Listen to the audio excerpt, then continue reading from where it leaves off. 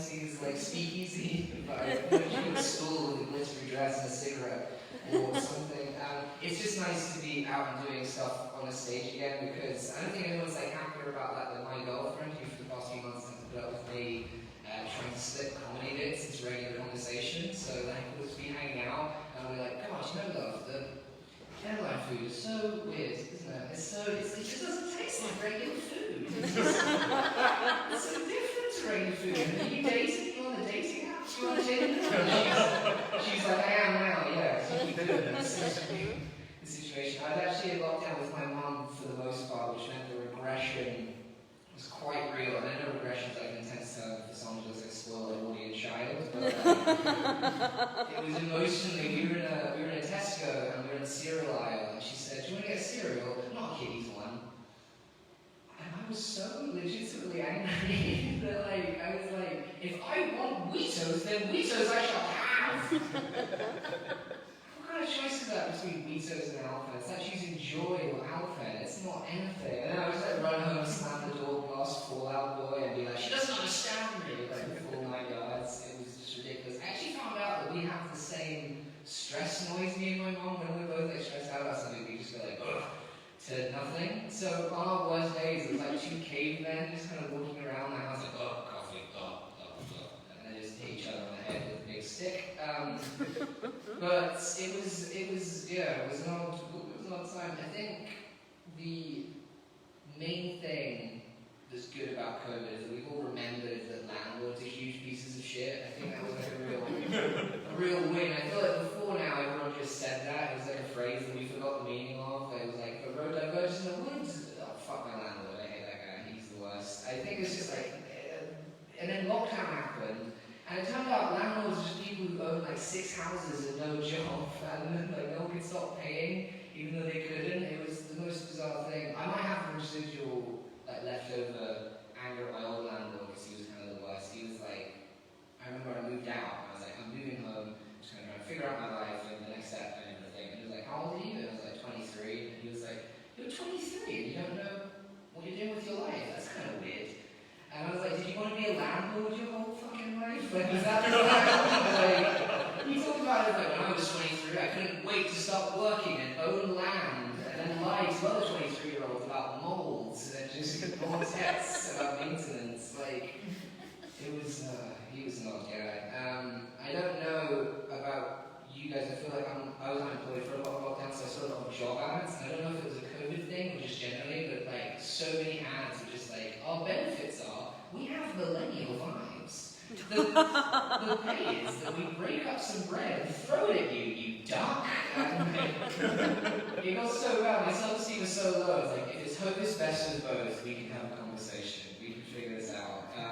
I generally have quite low self-esteem. I don't know if you guys are in a similar thing, but if I ever hear the song Shut Up by Stormzy, I do actually shut up. Like, he just says it with such attention. It sounds like he really means it. Like, shut up. And, oh, I'm sorry, Storms. I wasn't being a rude boy. I shouldn't have spoke out. I don't know if it's high self-esteem or low self-esteem, but it seems like Stormzy's always trying to talk to me. Like, he has that song Bossy Bop, and he has a line in it where he's like, you man's so insecure, man's a joke. And I'm like, how did you know? That's so weird. It's like wanting me around. I remember when he did his freestyle where he spoke about Grenfell at the Brit Awards a few years ago. He talked about Grenfell, Theresa May, and I was like, so relieved that he wasn't talking about me. It was like, oh, thank God, that would have been a nightmare if he was still going on about it. I think the only time I have high self-esteem is when I'm peeing while drunk. Do you guys ever do that? I don't know if you've got it, but it comes out like super clear when you're drunk, and I'll just see that and be like, well, who is this hydrated king over here?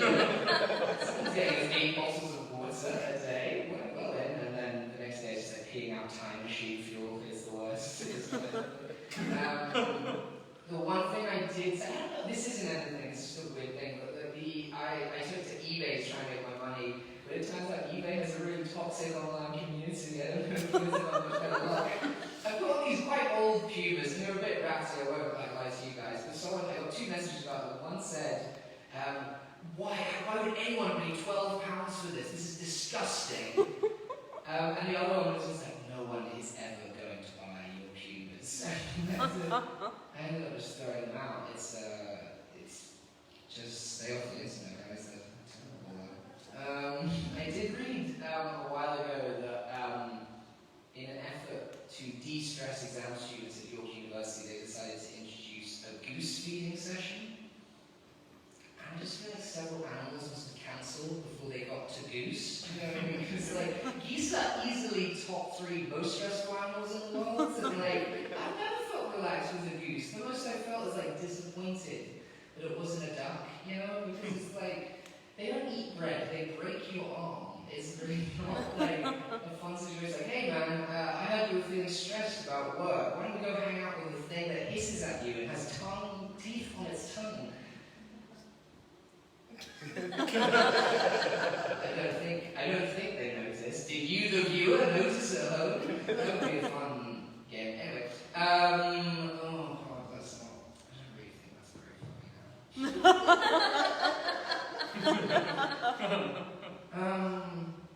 Oh, we'll go for it. I remember.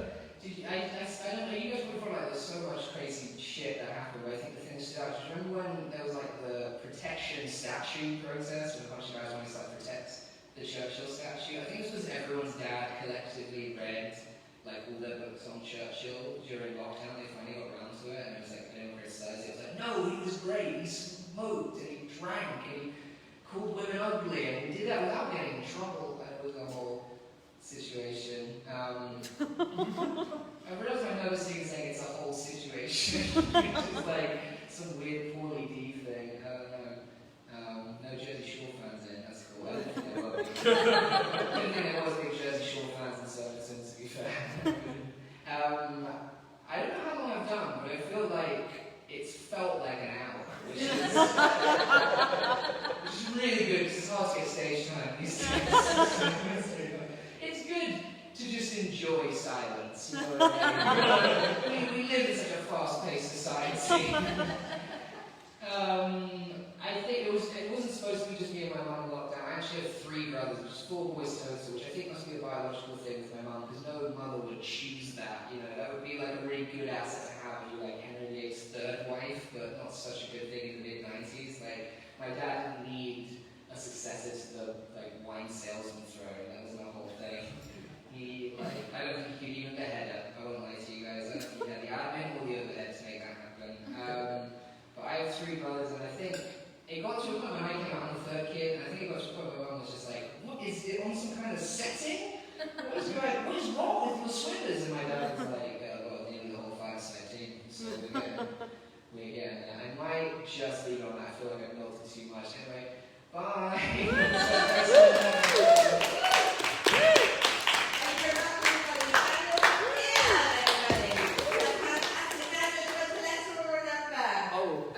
Letter. That's what? That's anything between A and E. Anything between A and B. G. G. Right. Let's just have a little look. G. And that's how I ended up naked on a boat to China.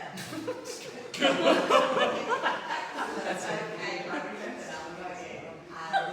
I'm just carry on talking, everybody. And welcome to the stage, very first time with WholeLotta Comedy, Elaine.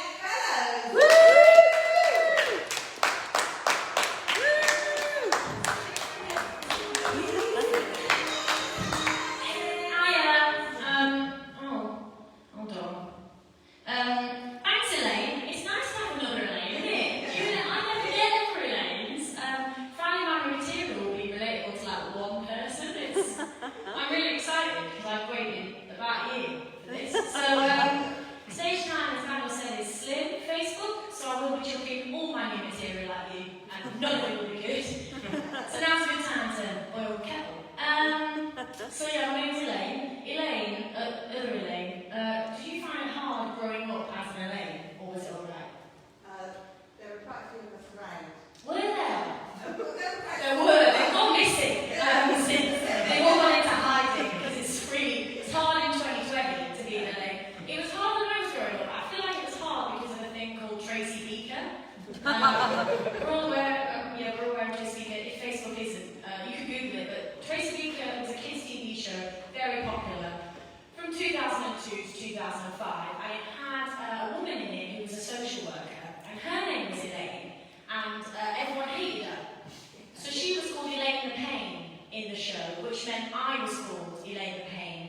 my entire childhood.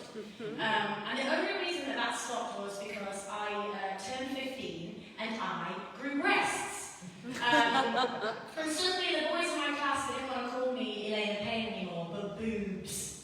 And really not sure if I should admit this as a 27-year-old who claims to be a feminist, but it was fucking great. It was like I was top of the food chain, it was wonderful, I've never reached those heights again. I've been chasing them because I'm still waiting for my glow up. Anyone else?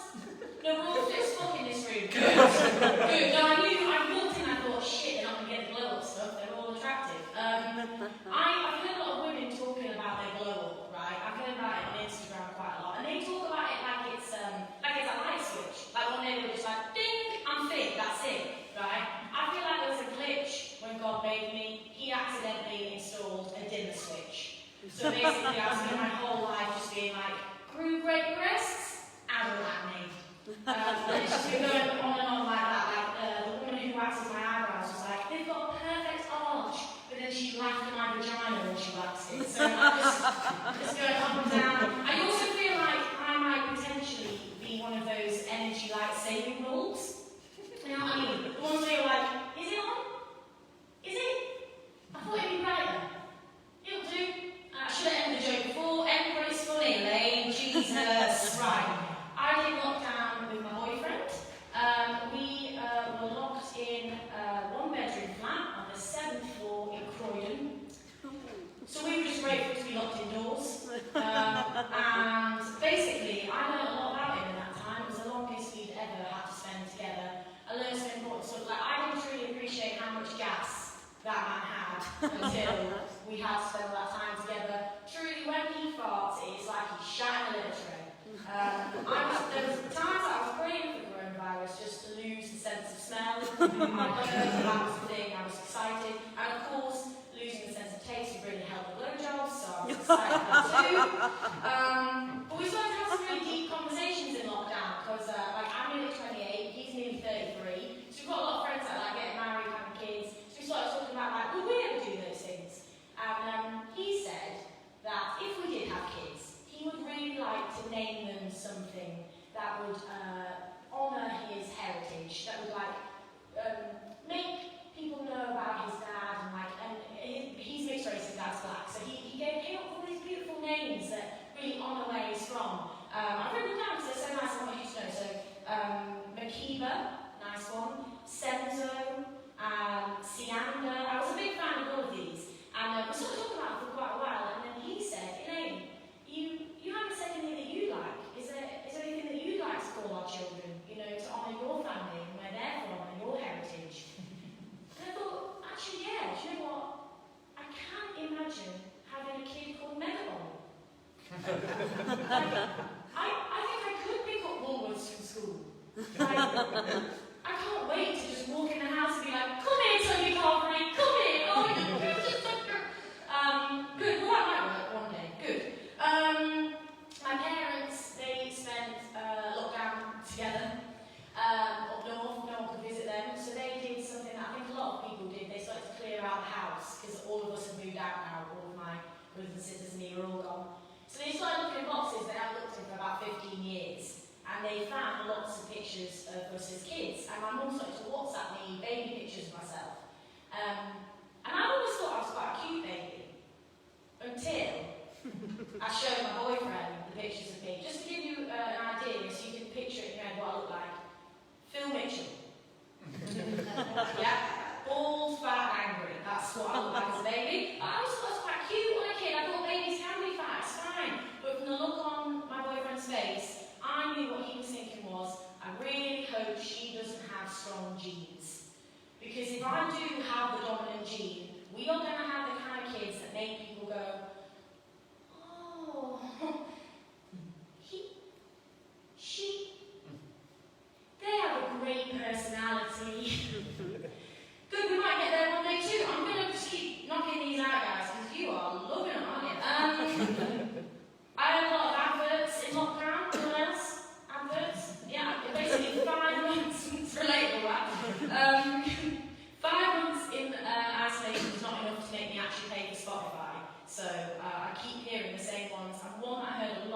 is the Royal Navy advert. Are we all, anyone aware of that? Mm-hmm. Yeah? Okay, good. So, some people are as poor as I am. So basically, if you don't know what the advert is, it goes like, if you can fix a board, then you can fix a bike. If you can fix a bike, then you can fix a car. If you can fix a car, then you can fix a plane. It's like that. It's really intense. And that advert messed me up, guys. Really messed me up. Because it started to make me think that I can do all sorts of shit that I cannot do. Alright? Like, I was genuinely waking up in the morning and being like, Elaine, if you can get dressed today, then you could boil the kettle. And if you could boil the kettle, then you can make a cup of tea. And if you can make a cup of tea, then you can definitely end systemic racism, save the NHS, and make the perfect focaccia. I'm still working on the focaccia. It's too dirty. It's not good. It's not good. It's my own fault because this is not the first time that the armed forces have tricked me. This has happened before. It took me many years to realise, that when the army said, your army needs you, they meant someone else. They meant someone else. They don't need me. I'll tell you why they don't need me. Big reason. I never got my Duke of Edinburgh Bronze Award. Right? And I went to a school that had 40 acres of land. Do you know how easy it is to get your Duke of Edinburgh Bronze Award in a school that big? They did not even organise a hike, they just sent us to lunch. That was your bronze. If you could get to chemistry, that was your silver. And I still didn't get it, right? And I know that from my accent, maybe some of you might be thinking, that sounds like quite a posh school. Didn't know they have posh schools up north. We do. We do have posh schools, we're very proud of them. They are one of the few establishments in this country where you can learn fine art and coal mining under the same roof. And on that absolute banger, I'm going to leave you. Thank you so much.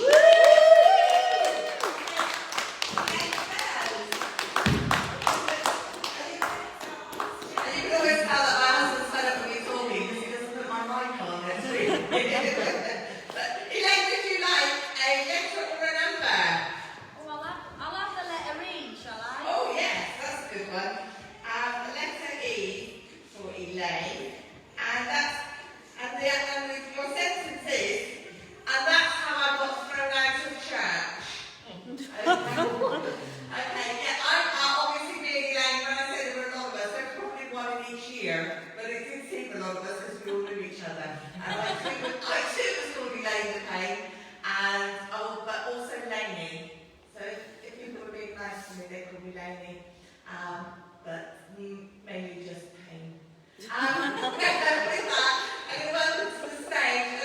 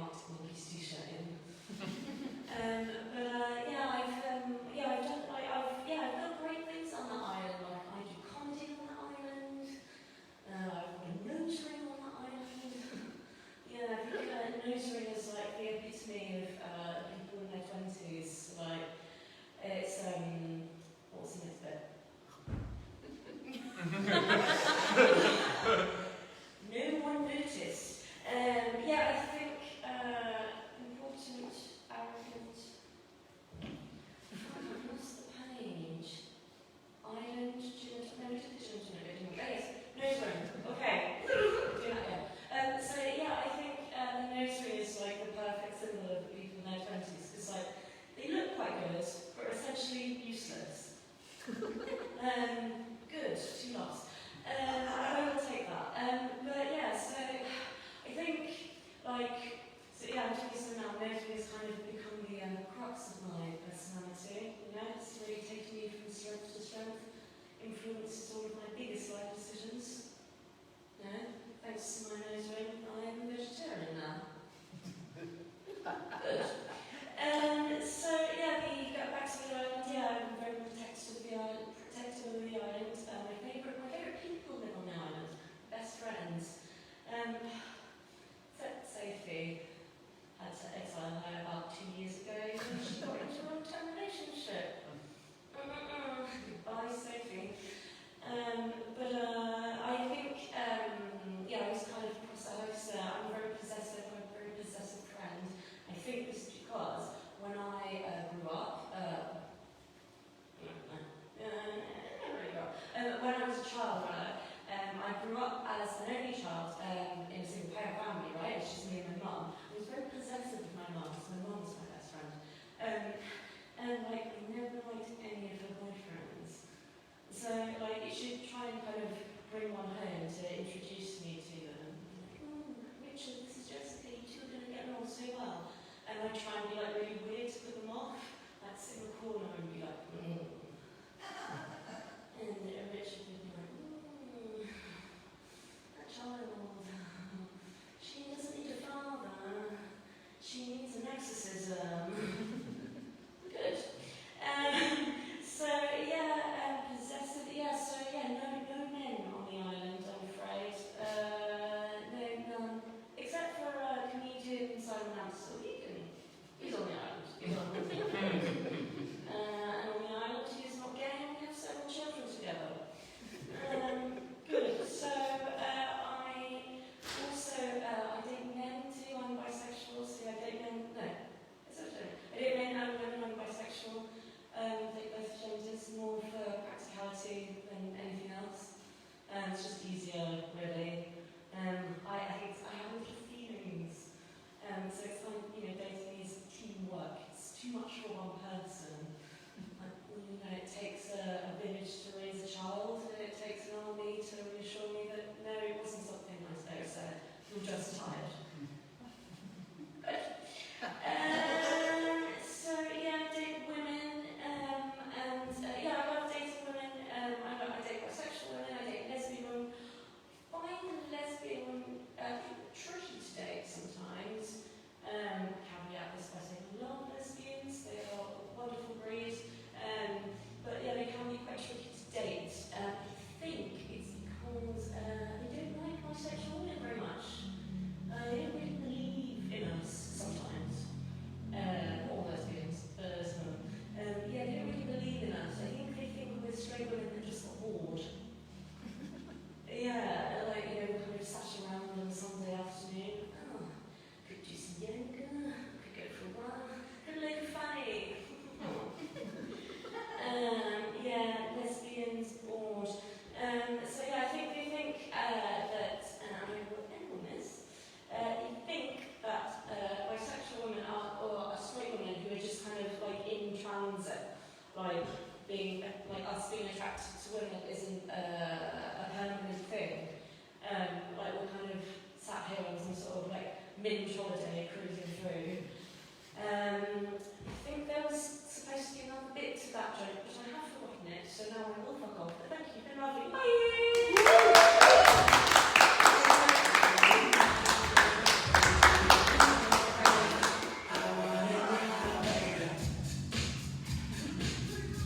Thank you very much, Jess. That's absolutely wonderful. And again, my husband knows how to turn me off. Quite regularly, I'm afraid. He does it all the time, but I try hard. Jess, would you like a number or a letter? May I please have a letter? You may. What letter would you like? An S. S. Well, we only go up to P. Why? Because there's a few of us here. We're coming now. Can I have a J? You can be J. So that's why I like pineapple. Good. Yeah. And then at the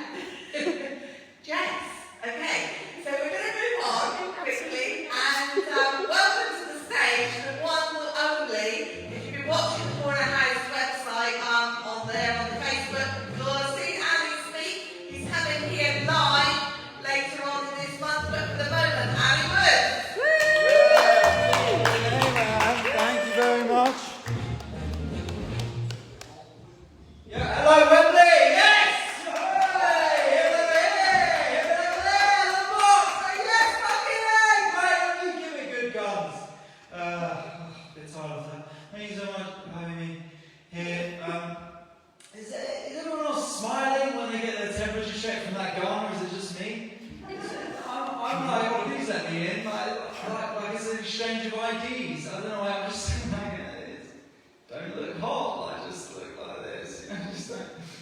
Will you let me in? Trying to think my rapport with the bouncer's going to let me in. It's just my temperature, mate. I don't know what I'm looking for here. He's going to be like, you've been to any saunas today, mate? Looking a bit warm. Go have a walk, chill out. It's just me. I got approached by a drug dealer on an e-scooter. It's a weird year. He came up to me and tried to give me his business cards. And I was like, no, I'm alright, thanks. Because I'm a pretty cool guy. And he said to me, do you get this a lot?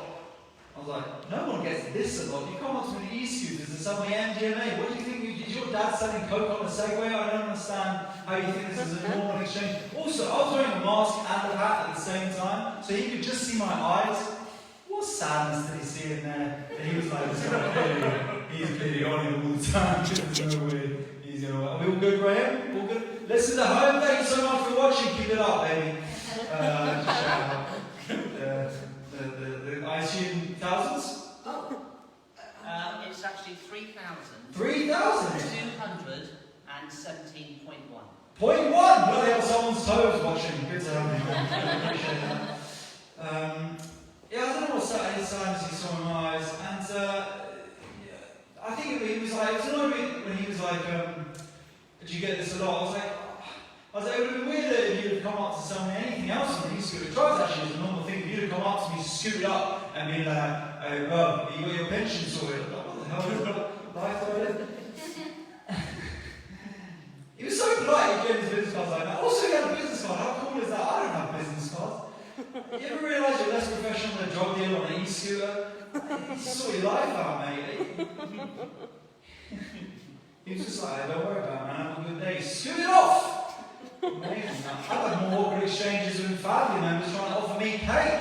An anniversary, like, Ali, do you want a nearly Victoria sponge? Oh, no, Marjorie, I couldn't possibly. Alright. Someone's too good for my sponge, always. This guy's trying to sell me coke, he's chill about it, man. You're right, Elaine, about the army adverts. You know, I know I'm having low moments when I start getting pushed to the army adverts on YouTube. That's when the algorithm's done this thing and been like, this is about to give up hope.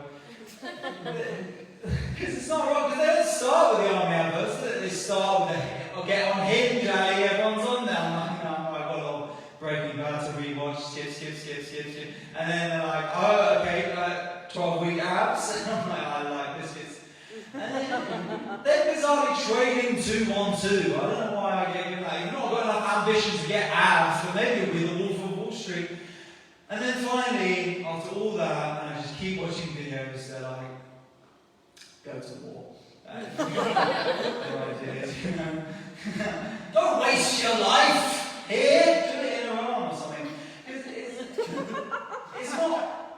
It's not like the be the best of the best. Your one sounded quite exciting. My one starts with like a dude in his mum's attic with a haircut that can't cost more than £2.50.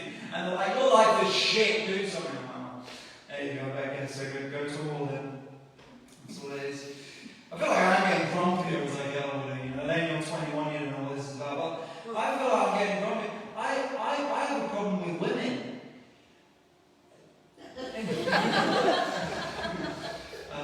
Who are still at my age super into Harry Potter. Get over it. Hermione's speaking at the UN. She's done, why are you still so... Ron's dead. I don't know from that guy, he's one of my own. I don't know why. I just keep caring about it. I can't keep being on dates with someone who's like, I'm such a Hufflepuff. You're an accountant. Get over it. You're not going to Glasgow, you're not going to Hogwarts. But I just think, look, you enjoy what you're into, I don't care, but just have a good bit of British shame about it, you know what I mean? Like, it's all fine, you turn up in a Gryffindor scarf, that's so cute on you, but I turn up to the date in my Jedi robe, suddenly it's like, oh, sorry, my friend's got an emergency, I've got to go. It's a 9 time. I just wish I had the confidence of men who blare music out of their cars. So relaxed, aren't good music. You don't have Golf GTI put up in his Marvin Gaye, the hits. No. Self-love shouldn't be advertised with Beyonce on stage, giving her all. It should be a dude in a Suzuki Swift with his arms sunburned on the window, playing dubstep. I tried to talk to my mum more during lockdown, which is difficult. We tried to argue about different stuff this time, talk about politics. I asked her why she voted Leave, I voted Remain. I was interested, I was like, why did you vote Leave? She's like, I don't want to talk about it. I was like, come on, I'm not judging, I just want to ask, why did you vote Leave? I'm just interested. She's like, I don't want to talk about it. She's Nigerian, by the way. And she's like, fine, I'll tell you, it's because in this country now, there is an Albanian prostitute in every town. Not every city, every town. Do you know what the smallest town in the UK is? It's Fordham. It's got a population of 381. And she thinks that one is an Albanian prostitute. Fordham doesn't have a Nando's, but it's an Albanian red light district. They all go up and down. I just like the idea of my mum on the phone to her dad in Courtbridge outside High School. And he's like, how you doing, Dad? I'm not bad with it all. I'm actually in quite good spirits. I've just been visiting Smitty Arnold down the road. That's wonderful. Have you seen those Albanian prostitutes again? You've got a relax about this one. They're never in every town.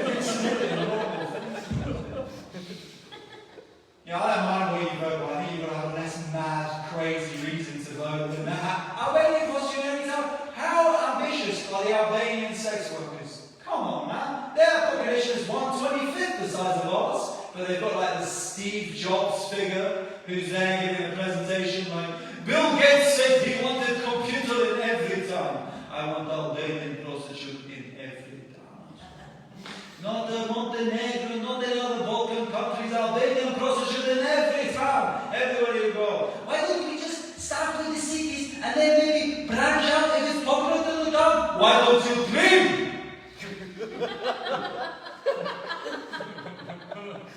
It is not just for us, it is. You've got to see the state of this country, the United Kingdom. Very sad people. You see the weather? It's a disgrace. These towns, they're so bad, just name them Kettering, Swindon, Chipping Norton. How they get in the press even saying names? These people need cheering up. We may have had the Kosovo war, but at least we've never had to sit in a Wimpy's on an overcast Tuesday eating an egg sandwich. Is Albania in the EU, by the way? No. Now neither are we, so good time to show them.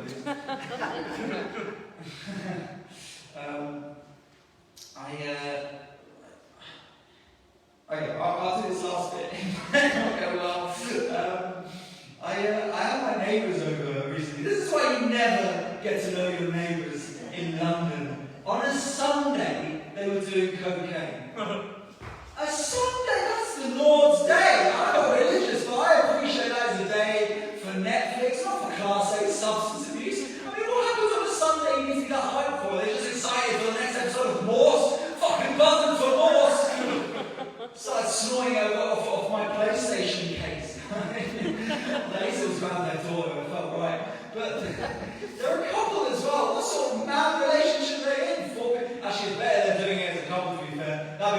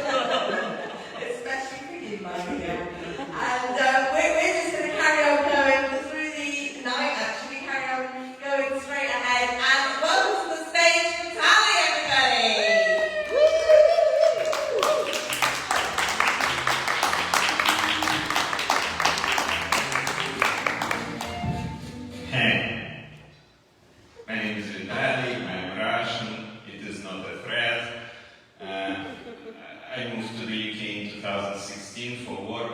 I worked on Brexit vote. And before I start, I want to clarify, we Russians are so good at stand-up because stand-up was invented in Soviet Union. You know that? This is true. The greatest comedian ever was Joseph Stalin. I have never seen him myself, but from what I've heard, he always killed the audience.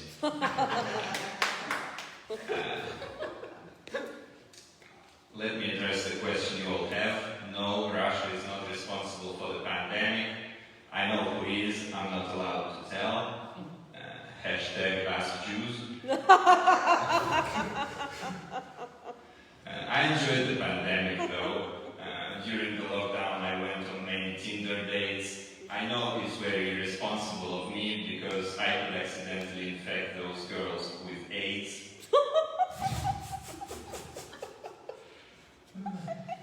And I live in North London in this beautiful Victorian house. It's a new build, but I call it Victorian because I rented it from a Russian guy called Victor. So I live in North London in an area called Hampstead. Have you heard of it? It's a nice area. You know, very different from where I was before, which is Essex. In Essex, if at night I saw a guy with a, with a knife walking towards me, I ran away. In Hampstead, if I see a guy with a knife walking down the street, it's just a rabbi going home. Cannot let go Jewish jokes, much like they cannot let go Gaza Street. Look, let's move on to less controversial topic. Gay rights. A lot of people say that gay rights are violated in Russia. Not true at all. There is no gay discrimination in Russia. In Russia, gays have exactly the same rights as women. It's a socialist country. Everyone has equal rights. Gays, women, horses. But you know what? Russia is becoming a better place for women. In the last few years, we've been paying a lot of attention to the wage gap because these bitches are catching up. Let's move on to less controversial topic. Cars. I wrote something about cars.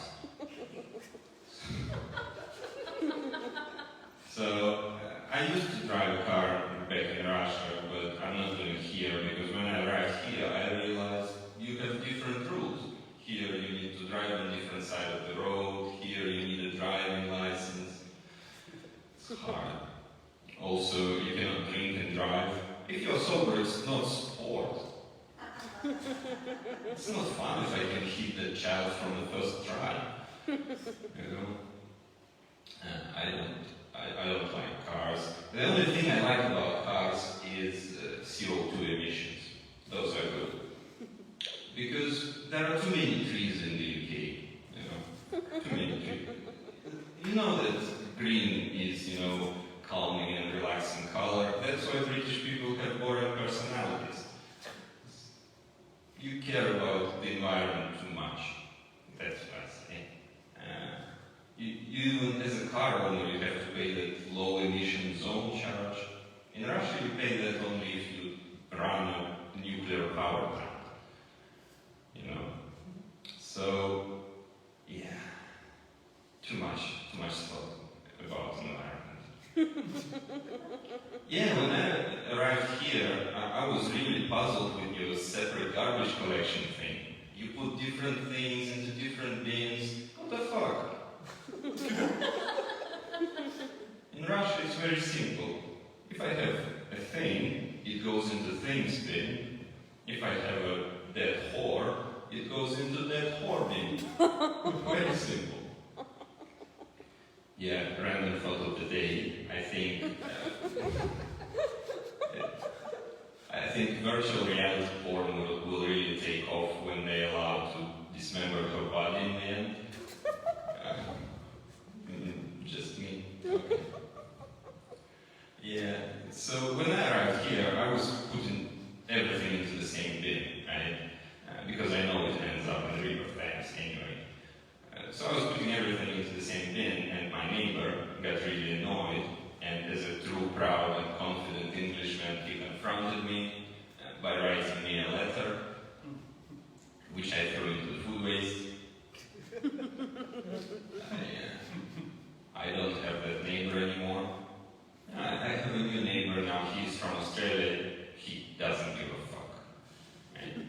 they're even worse. Like, I don't see the difference between green bean and the black bean. Australians don't see difference between green bean and the black person.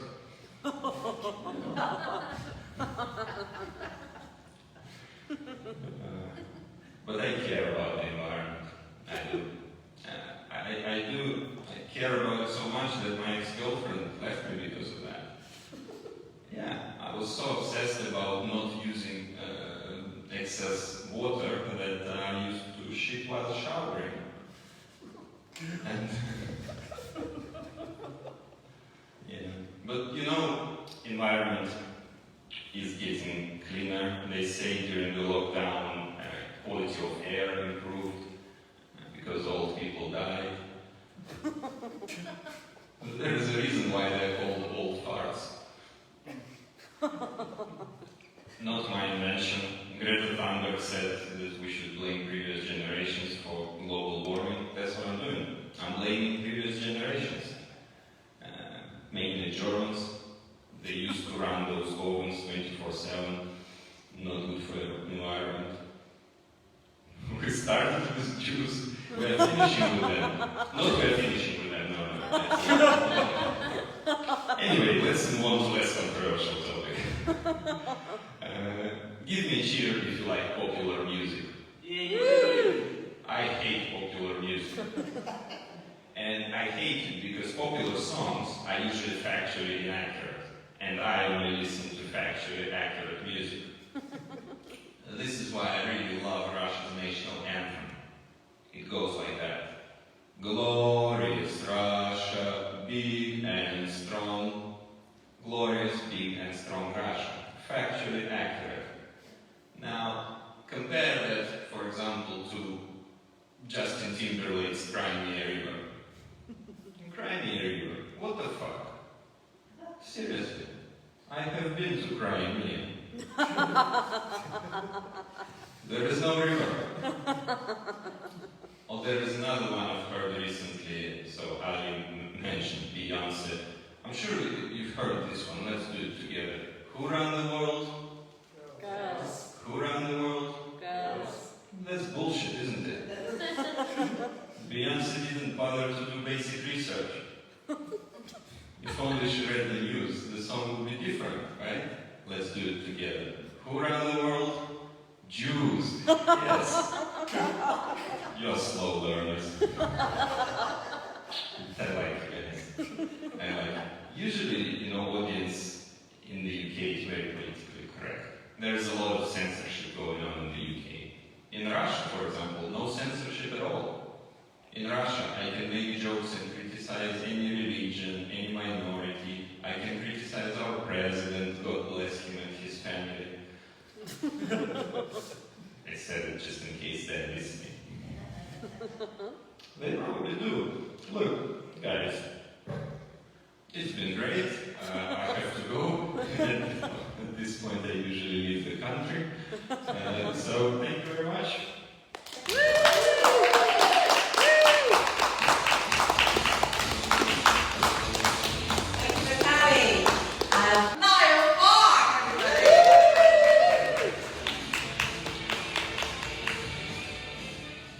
Hello!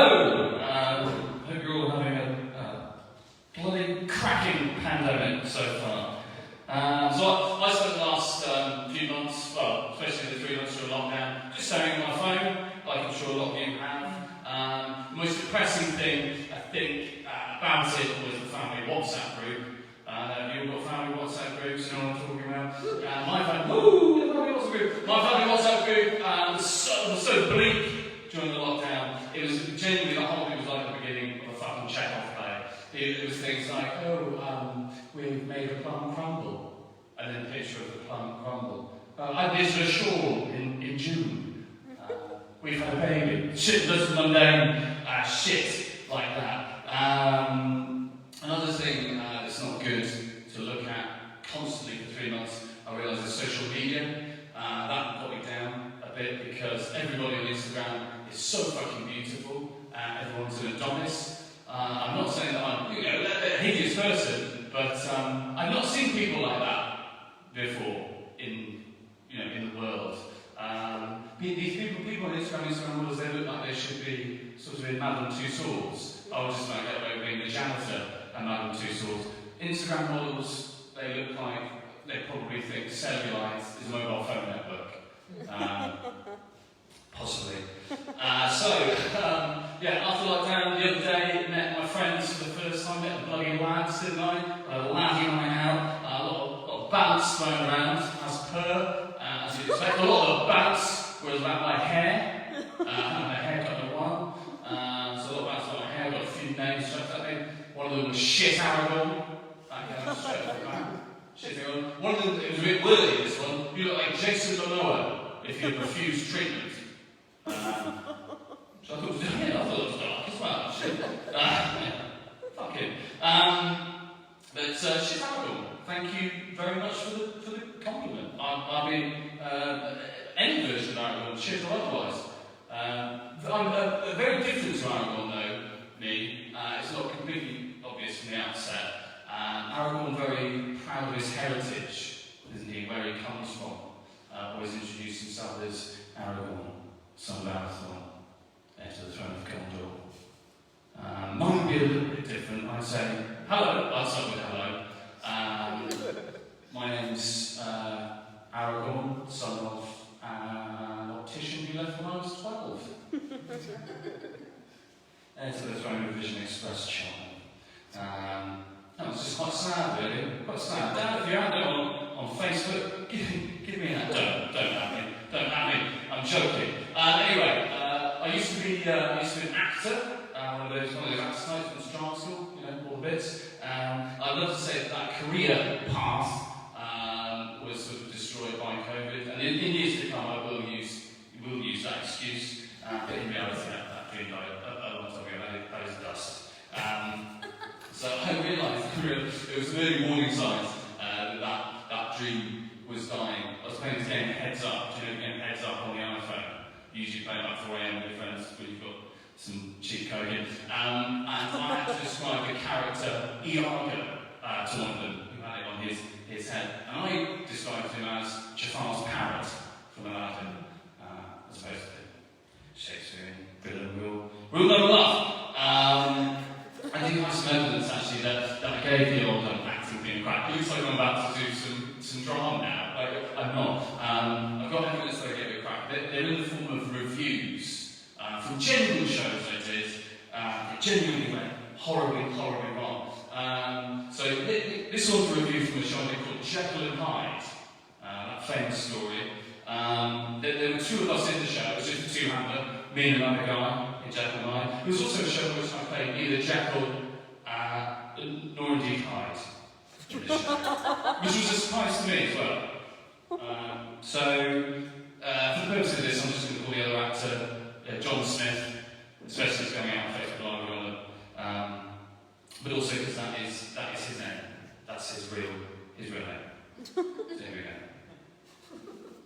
John Smith is astonishing as Jekyll and Hyde, shifting his body weight and starts in a second as he moves from one character to another. It's impressive, isn't it? Mr. Utterson is played by Lyle Park. That's it, that's the first one. That one printed in Scotsman, so just to an entire sort of nation of people out there. My nan actually put that review framed up on the wall just to prove to her friends that her grandson once turned up for work. Lovely. Knew where the theatre was. Good on him. Great sense of direction. This next one I'm particularly proud of. This is a barnstormer.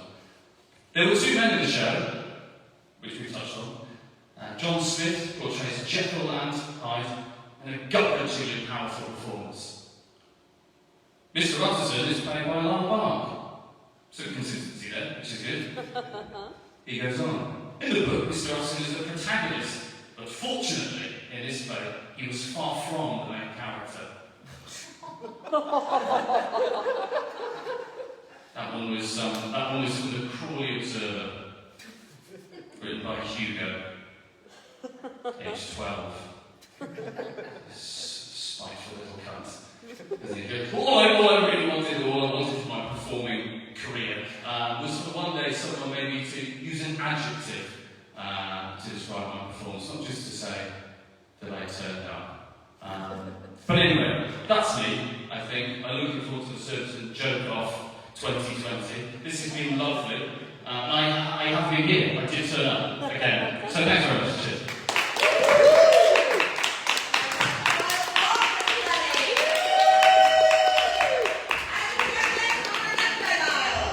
Oh, what's left? The number one. Is that... Oh. Number two? Number 2, traffic light.